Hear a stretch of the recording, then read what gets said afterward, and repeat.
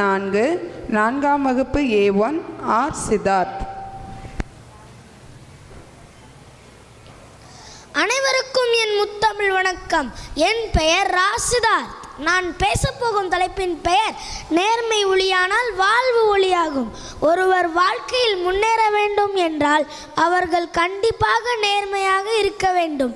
நேர்மை வழியில் முன்னேறுபவர்களை மட்டுமே இந்த உலகம் பாராட்டும். நேர்மை வழியில் முன்னேற வேண்டும் என்றால் அவர்கள் நீதி, நியாயம், நேர்மை என்கிற வழியில் செல்ல வேண்டும். எடுத்துக்காட்டாக, சொந்த வீடு இல்லை, பதவிகளை பயன்படுத்தி சொத்து சேர்க்காத ஒரே அரசியல் தலைவர் கர்ம வீரர் காமராஜர். இவர் நேர்மைக்கு ஒரு சிறந்த எடுத்துக்காட்டாய் வாழ்ந்தவர்.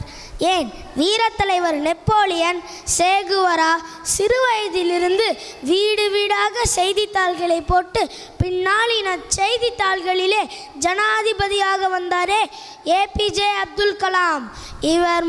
இவர் நேர்மையாக வாழ்ந்தவர், மிகவும் நேர்மையாக வாழ்ந்தவர். செருப்பு தைக்கும் தொழிலாளியின் மகனாக பிறந்து தோல்விகளின் செல்ல குழந்தையாக பிறந்து அமெரிக்காவின் அதிபரானாரே ஆப்ரஹாம் லிங்கன்.